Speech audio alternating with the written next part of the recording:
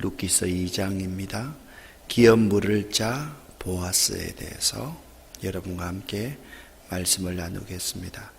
룻기서 2장 12절 말씀 함께 합독합니다. 여호와께서 내가 행한 일에 보답하시기를 원하며 이스라엘의 하나님 여호와께서 그의 날개 아래에 보호를 받으러 온 내게 온전한 상 주시기를 원하노라 하는지라. 아멘. 룻기의 주인공은 하나님이십니다. 룻기를 읽을 때는 사건 배후에 숨어 계신 하나님을 볼 수 있어야 하며 하나님께서 나를 구원하시기 위해 어떤 역사를 행하셨는지 구속사적인 관점을 가지고 읽어야 합니다. 룻기의 신학의 주제는 헤세드입니다. 헤세드는 하나님 나라의 통치 이념인데 이 헤세드라는 단어는 한 단어로 묘사할 수 있는 의미가 아닙니다.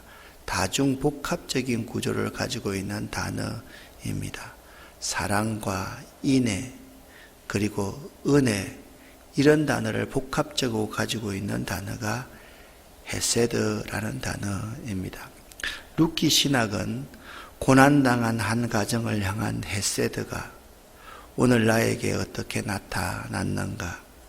하나님의 헤세드가 없이 어찌 내가 하나님의 백성이 될 수 있는가를 말하고 있습니다. 룻기의 하나님은 우리 한 사람 한 사람을 소중히 여기시는 분이십니다. 룻기서는 히브리인들에게 참 사랑을 받는 책이었습니다. 히브리인들은 추수를 다 끝내고 가정에서 가족이 모여 앉아서 룻기를 읽곤 하였습니다. 유대인들이 절기 때에 있는 메기로스라는 두루마리 책이 있었는데 거기에는 5권의 책이 있었습니다. 이것을 오축이다, 5권의 두루마리다 라고 그렇게 말을 하는데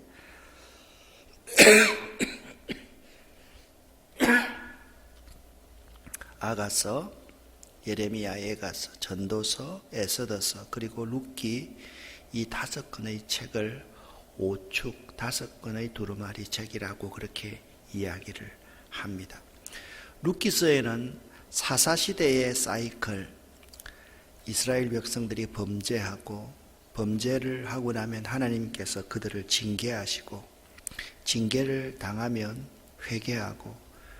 회개하면 하나님께서 회복해 주시는 평안을 주시는 그러한 사이클이 분명하게 나타나고 있습니다.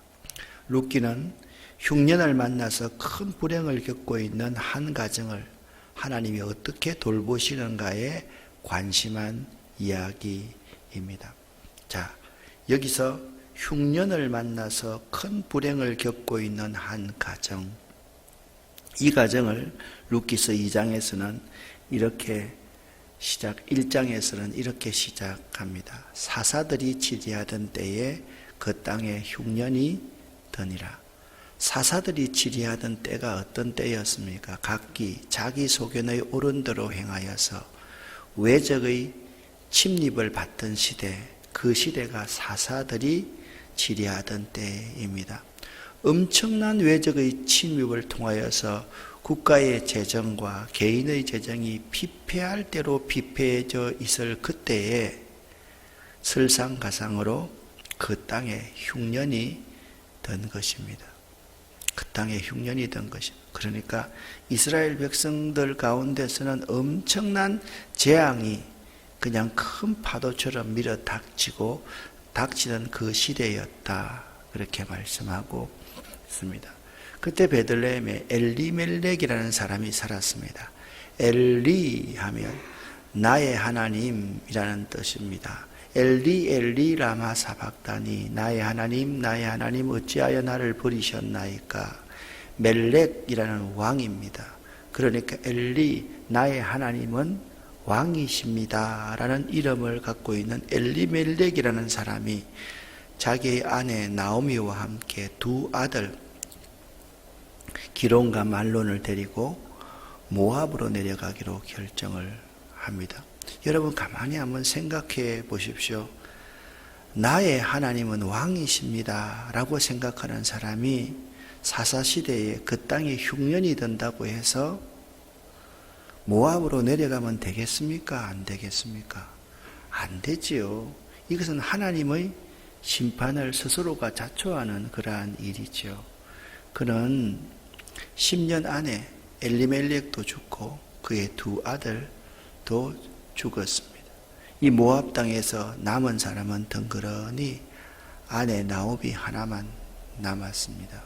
나오미 혼자가 남았습니다. 그런데 1장 6절 말씀에 보면 그 여인 나오미가 모압 지방에서 들었습니다. 무슨 소식을 들었습니까? 들려오는 소문을 통해서 여호와께서 자기 백성을 돌보사 그들에게 양식을 주셨다함을 들었습니다. 그 흉년 이후에 베들레헴에 하나님께서 은혜를 주신 것이죠. 그래서 나오미가 두 며느리와 함께 모압 지방에서 돌아오기로 결심을 했습니다. 여기 두 부류의 사람이 있습니다. 유력한 자 엘리멜렉이라는 사람이 있고 그의 아내 나오미가 있습니다. 엘리멜렉의 이런 말은 말씀드렸듯이 나의 하나님은 왕이시다라는 의미입니다. 나의 하나님은 왕이라고 생각하는 사람은 어려움 당할 때 모압 땅으로 내려가는데 아무런 보잘것없는 한 여인 나오미는 하나님의 소식을 듣고 믿음을 가져서 다시 모압에서 베들레헴으로 돌아오려고 하고 있다라는 사실입니다. 우리는 여기서 도전을 받습니다. 내가 목사입니다. 내가 믿음 있는 자입니다. 그러면서도 그 모양은 내 직분을 가지고 있다고 하면서 엘리멜렉이면서 어려움을 당하기 시작하면 그때 짐을 싸서 세상으로 내려가서 세상 사람들과 똑같이 살고 있는 엘리멜렉 같은 자가 여러분과 제가 아닌가를 생각해 볼 수 있어야만 합니다. 우리는 엘리멜렉보다 하나님 말씀을 들을 수 있는 나오미 같은 사람이 되어야만 합니다. 믿음은 들음에서 나기 때문에 믿음이 있어야 됩니다. 이 세상을 이기는 믿음이 매우 소중합니다. 믿음이 있으면 세상 땅 모압에서 다시 떡집 베들레헴으로 돌아올 수 있는 결단을 할 수가 있는 것입니다. 나오미 같은 사람이 우리에게 참 중요합니다. 내 겉모양, 내 외형, 그것이 중요한 것이 아닙니다. 내 내실에 믿음이 있는가가 매우 중요한 것입니다. 나오미가 두 며느리에게 내 딸아 하면서 너희 친정으로 돌아가거라. 큰 며느리 오르바는 돌아갔습니다. 둘째 며느리 룻이 이렇게 말합니다. 어머니께서 가시는 곳에 나도 가고 어머니께서 머무시는 곳에 나도 머물겠나이다. 어머니의 백성이 나의 백성이 되고 어머니의 하나님이 나의 하나님이 되시리니 어머니가 죽으시는 곳에서 나도 그곳에서 죽어서 거기 묻힐 것이라. 만일 내가 죽는 일 외에 어머니를 떠나면 여호와께서 내게 벌을 내리시기를 원하나이다 하는지라. 1장 19절 말씀을 보니까 이런 말씀이 있습니다. 어제 여러분과 함께 말씀을 나눌 때 이런 말씀을 드렸습니다. 이에 그 두 사람이 베들레헴까지 갔더라. 이 구절을 읽으면서 눈물이 왈칵 났다라는 말씀을 드렸습니다. 사실 그렇지 않습니까? 그 시대에 과부 두 사람이 어떤 도움도 없이 살아가는 두 사람이 모압 땅에서 베들레헴까지 하루길입니까? 그렇지 않지 않습니까? 수없는 세월을 그들이 개나리봇집 한 개 지고 그 여인 둘이서 돌아온다는 것이 쉬운 일이겠습니까? 아마 목숨을 건 위험한 여행이었을 것입니다. 모압으로 들어갈 때는 두 아들도 있고 아버지도 있었습니다. 걱정 없었습니다. 그러나 돌아올 때는 혈혈단신, 그 연약한 여인 둘이 그 모진 고통을 안고서 베들레헴으로 돌아온 것입니다. 아마 그들의 결단은 에스더처럼 죽으면 죽으리라라는 그러한 결단일 것이라고 생각이 됩니다. 이에 그 두 사람이 베들레헴까지 갔더라. 이에 그 두 사람이 베들레헴까지 갔더라. 여러분이 이 두 사람 같은 인생을 살고 있다. 나도 위험을 무릅쓰고 힘들고 어렵지만은 다시 베들레헴으로 돌아가리라. 내 옛날의 그 첫사랑의 모습을 회복하기 위해서 베들레헴으로 돌아가리라. 그렇게 결심하고 베들레헴으로 돌아왔습니다. 돌아오면 나에게 회복이 있고 나에게 평안이 있고 축복이 있을 것 같은데 베들레헴으로 두 여인이 돌아왔을 때 사람들이 손가락질하고 시작합니다. 웅성거리기 시작합니다. 남편 잡아먹었냔, 두 아들 잡아먹었냔. 그렇지 않겠습니까? 나오미가 그들에게 이야기를 합니다. 나를 이제부터 나오미라고 부르지 말고 마라라고 부르라. 그렇게 이야기를 합니다. 하나님이 나를 치셨다. 사실 하나님이 치신 것이죠. 왜 나의 하나님은 왕이라고 불렀던 엘리멜렉이 그 사사들이 치리하던 때에 흉년이 들자마자 모압 땅으로 내려가는 것입니까? 하나님의 심판을 받을 만한 일 아닙니까? 하나님의 심판을 받고서 뉘우치고 회개하고 돌아왔다라고 표현하고 있습니다. 21절 말씀에 그때의 상황을 정확하게 나오미가 묘사하고 있습니다.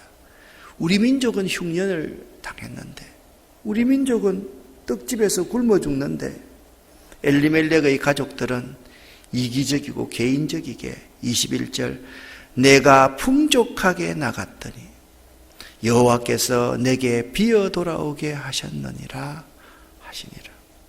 나갈 때 어떻게 나갔다고요? 풍족하게 나갔다. 그렇게 말씀하고 있습니다. 하나님이 이 엘리멜렉의 가정을 심판하신 것입니다. 그런데 심판이 우리의 멸망인 줄 알았는데 그 심판을 통해서 하나님의 새로운 역사가 시작되는 것입니다. 삼손이 하나님 앞에 범죄하고 짐승처럼 맷돌을 갈고 있을 때 눈알이 뽑혔습니다. 그리고 머리털을 다 밀어버렸습니다. 힘의 근원이 다 없어져 버렸습니다. 그때 사사기에 이렇게 말합니다. 삼손의 머리카락이 자라기 시작하니라. 삼손의 머리카락이 자라기 시작하니라. 이것은 하나님의 은혜를 입은 사람 아니고는 깨달을 수 없는 것입니다. 마찬가지 상황이 1장 22절에 그대로 나오고 있습니다. 나오미가 모압 지방에서 그의 며느리 모압 여인 룻과 함께 돌아왔을 그때가 어느 때였는가? 그들이 보리 추수 시작할 때에 베들레헴에 이르렀습니다. 보리 추수 시작할 때 여기에 하나님의 개입하는 역사가 있었습니다. 베드로가 갈릴리 바다의 전문가입니다. 갈릴리 바다에 어디에 몇 시에 그물을 던지면 물고기가 많이 잡힌다는 사실을 알고 있는 사람입니다. 그날 밤 하필 베드로가 밤새도록 그물을 내려왔는데 한 마리의 고기도 잡히지 않았습니다. 왜일까요? 예수 그리스도를 만나게 하기 위한 하나님의 섭리가 그 속에 있었습니다. 한 마리의 고기도 잡히지 않게 하셨습니다. 그녀들이 베들레헴에 이르렀을 때 그때가 보리 추수 시작할 때였다. 2장에서 이렇게 시작하고 있습니다. 나오미의 남편 엘리멜렉에 가까운 친족이 있었는데 그 사람은 보아스라는 사람이었다. 자, 룻이 먹고 살아야 되니까 시어머니가 나이가 많으니까 어머니 제가 우리 호구하게 양식 좀 구해오겠습니다. 그래서 이삭을 죽고 오겠습니다. 라고 말을 합니다. 그런데 이 룻이 갔던 밭이 공교롭게도 보아스의 밭이었습니다. 보리 추수 시작할 때에 룻이 누구의 밭에 갔다고요? 보아스의 밭에 갔다는 거예요. 우연히 갔습니까? 아닙니다. 하나님의 섭리가 있었습니다. 4절 말씀입니다. 이렇게 말씀하고 있습니다. 마침 보아스가 베들레헴으로부터 와서 그때 마침 그 적절한 타이밍에 하나님께서 보아스를 베들레헴으로부터까지 오게 만드셨다. 그렇게 말씀하고 있는 것입니다. 사랑하는 여러분, 우리 인생이 흉년을 만나서 다시 되돌아오게 됐을 때 다 비어 내가 가진 것 모든 것 다 잃고 다시 하나님의 품에 돌아오게 될 때, 그때가 바로 이때입니다. 보리추수 시작할 때입니다. 이 보리추수 시작할 그때에 하나님이 일을 하기 시작하는데, 마침 보아스가 보리추수 시작할 그때에 베들레헴으로부터 왔다.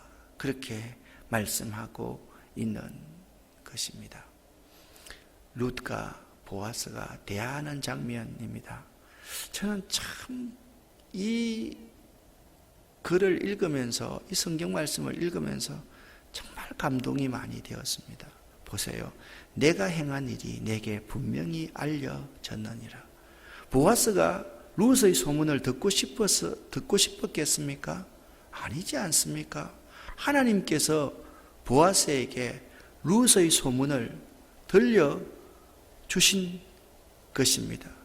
보아스가 룻에게 이르되, 그 시어머니가 며느리에게 말하는 말과 똑같은 말을 합니다. 내 딸아 들으라. 내 딸아 들으라. 그리고 보아스는 그의 모든 종들에게 이 여인을 건드리지 말라. 목이 마르거든 물을 주고 양식이 부족하거든 그를 보살펴 주어라. 그렇게 말을 합니다. 10절 말씀입니다. 그랬더니 룻이 엎드려서 얼굴을 땅에 대고 절을 하면서 그에게 이렇게 말씀하고 있습니다. 나는 이방 여인이거늘 당신이 어찌하여 내게 은혜를 베푸시며 나를 돌보시나이까 하니, 나는 이방 여인이거늘 어찌하여 내게 은혜를 베푸시고 나를 돌보시나이까. 여러분, 성경에 오버랩되는 사건이 없습니까? 수로보니게 여인, 이방 여인이 예수님 앞에서 어떻게 말을 합니까? 내게 은혜 베푸시기를 원하나이다 라고 했던 말씀과 똑같은 말씀이 그대로 벌어지고 있습니다. 11절, 12절 말씀 여러분과 제가 함께 읽어보겠습니다.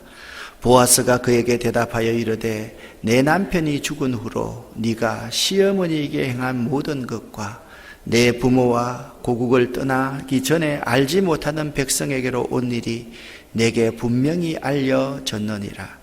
여호와께서 내가 행한 일에 보답하시기를 원하며 이스라엘의 하나님 여호와께서 그의 날개 아래에 보호를 받으러 온 내게 온전한 상 주시기를 원하노라 하는지라. 아멘. 한번 따라합시다. 원하며, 원하노라.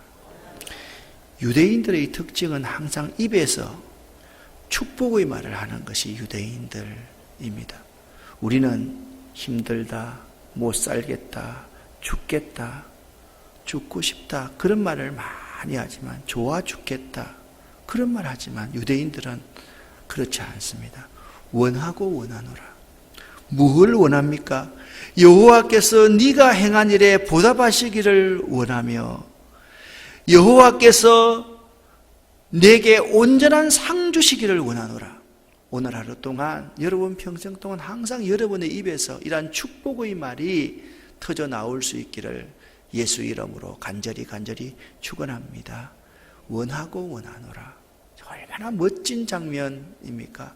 당신에게 하나님께서 복 주시기를 원합니다.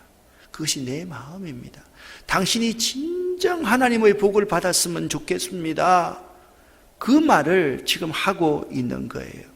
그래서 룻이 이렇게 말합니다. 또 한 번 따라 하십시다. 주여, 내가 당신께 은혜 있기를 원하나이다. 주여, 내가 당신께 은혜 있기를 원하나이다. 아멘. 여러분, 이 말씀을 읽으니까 하나님의 은혜, 예수 그리스도의 은혜 아래 어떤 문제를 해결한 받기를 원하는 사람들이 간절한 기도가 들어있지 않습니까? 주여, 내가 당신께 은혜 있기를 원하나이다. 그러면서 말합니다. 나는 당신의 하늘 중 하나와도 같이 못한 존재이나 당신이 이 하늘보다 못한 자를 위로하시고 내 마음을 기쁘게 하는 말씀을 하셨나이다. 그렇게 말씀하고 있습니다. 여러분, 은혜 입은 자는 이런 모습입니다. 주의 비천한 계집종입니다. 내가 죄인 중에 괴수입니다. 내가 하늘보다 더 못한 자입니다. 내가 개보다 못한 자입니다. 그러나 주의 은혜를 받기를 원하나이다. 여러분이 정말 겸손하게 이런 비참함과 굴욕을 뛰어넘어서 겸손하게 그분이 나의 주인임을 인정할 때 여기에 놀라운 은혜의 역사가 있는 것입니다. 다시 한번 여러분과 제가 고백해 보겠습니다. 내 주여, 내가 당신께 은혜 있기를 원하나이다. 아멘. 여러분의 입술에서 항상 원하고 원합니다. 내 주여, 내가 당신께 은혜 있기를 원하나이다. 이런 기도할 수 있는 여러분 될 수 있기를 예수 이름으로 간절히 축원합니다. 식사할 때 보아스가 룻에게 말합니다. 이리로 와서 떡을 먹어라. 내 떡 조각을 초에 찍어라. 자, 이 사건을 읽으면서 또 생각나는 이야기가 없습니까? 다윗이 언약을 맺었던 귀한 친구가 있습니다. 누굽니까? 요나단입니다. 요나단이 죽었습니다. 요나단에게 아들이 있었습니다. 그 아들의 모습이 머비보셋입니다. 쩔뚝발이 머비보셋입니다. 도망가다가 떨어져가지고 하반신이 마비가 된 사람입니다. 이 머비보셋이 비참한 곳에 살고 있었습니다. 어디입니까? 로드발이라는 곳에 살고 있었습니다. 로드발이라는 이런 말은 풀 한 폭이 자라지 않는 곳이다 라는 말입니다. 풀 한 폭이 자라지 않는 그곳에서 비참한 생활을 하고 있던 장애인 머비보셋을 다윗이 찾아서 왕궁으로 초대합니다. 왕의 식탁에 초대합니다. 같이 앉아서 왕의 식탁에서 머비보셋과 함께 식사를 합니다. 머비보셋이 눈물을 흘리면서 말합니다. 왕이여, 어찌 개 같은 나를 돌아보사 이렇게 왕의 식탁의 자리에 초대하십니까? 오늘 이 보아스가 룻에게 초대하는 이 자리가 왕의 식탁의 자리인 것입니다. 여러분과 제가 그 하인보다도 더 못한 룻과 같은 존재 아닙니까? 이방 사람들 아닙니까? 여러분과 저에게 유력한 자 보아스가 이렇게 말합니다. 여러분에게 이르되 와서 왕의 식탁의 자리에 앉으십시오. 그리고 나와 함께 식사하기를 원합니다. 하나님께서 하늘 영광을 부리시고 이 땅에 자기의 독생자 예수 그리스도를 여러분과 저의 구원을 위한 화목 제물로 내어놓으시고 여러분과 저를 왕의 식탁의 자리에 초대해 주셨다. 얼마나 영광스러운 순간입니까? 이 영광스러운 순간을 맞이한 여러분과 제가 할 수 있는 일이 뭐겠습니까? 입술에 감사와 찬양과 나의 부족함을 고백하는 것 외에 할 수 있는 것이 무엇이 있겠습니까? 지금부터 우리가 살아가는 그 순간순간 우리의 입술로부터 나오는 것이 죽겠습니다, 못하겠습니다가 아니고 주여 원하고 원합니다. 내 주여, 내가 당신께 은혜 있기를 원하나이다. 그러한 고백을 하고 살아야 되지 않겠습니까? 이 자리가 왕의 식탁의 자리입니다. 여러분과 제가 왕의 식탁에 초대받은 자들입니다. 고맙고 감사하지 않습니까? 저는 룻기서를 쭉 읽으면서 그 두 여인이 베들레헴까지 돌아왔다라는 것부터 이 한 구절 한 구절 성경을 읽으면서 정말 눈물이 끊이지 않습니다. 여러분 생각해 보세요. 여러분과 제가 룻보다 더한 자입니까? 여러분과 제가 언제 어머니의 하나님이 나의 하나님이 되고 어머니가 죽는 곳에 내가 묻히겠습니다라는 그 고백을 한 번이라도 해본 적이 있습니까? 없지 않습니까? 그런 룻보다 훨씬 더 못한 우리들을 왕의 식탁에 초대해 주시는 하나님, 이 하나님께 감사하면서 살아가는 오늘 또 이 하루가 될 수 있기를 예수 이름으로 간절히 축원합니다. 기도하겠습니다. 살아계신 아버지 하나님, 저희들이 앉아있는 이 자리가 왕의 식탁임을 고백합니다. 황송한 자리, 내가 도무지 앉아서는 안 될 그러한 자리인데도 은혜로 이 자리에 저희들을 앉혀주셨습니다. 계만도 못한 저희들, 하녀보다도 못한 저희들, 노예보다도 못한 저희들을 불러 구원하여 주시고 왕의 식탁에 앉게 하신 하나님 감사합니다. 고맙습니다. 그 사랑 때문에, 그 십자가의 눈물 때문에 이 자리에 저희들이 있음을 고백합니다. 항상 입술로 하나님을 찬양하며 하나님께 감사하며 축복하는 말 하면서 살아가는 저희들 되기를 원합니다. 내 주여, 내가 주께 은혜 있기를 원하나이다. 저희들의 고백일 수 있도록 도와주시옵소서. 24시간 연속 기도회를 하고 있습니다. 하나님, 우리 아름다운 교회가 기도하는 사람이 끊이지 않는 교회가 되기를 원합니다. 1년 365일 성전에서 기도하는 자가 끊이지 않는 교회가 되기를 원합니다. 그래서 하나님의 뜻을 이 땅에 이루는 교회가 되기를 원합니다. 하나님, 우리와 함께하여 주시옵소서. 24시간 연속 기도회를 하면서 우리 교회들 가운데 수없이 아픈 분들이 있습니다. 힘들고 어려운 분들이 있습니다. 물 한 모금 넘기기 어려운 분이 있습니다. 화장실 가기도 어려운 분들이 있습니다. 그들을 긍휼히 여겨 주시고 그들에게 다가가셔서 그들을 위로하시고 그들에게 힘과 용기를 허락하여 주시옵소서. 그들을 왕의 식탁에 초대하여 주시옵소서. 예수 그리스도 이름으로 축복하옵고 간절히 기도 올립니다. 아멘.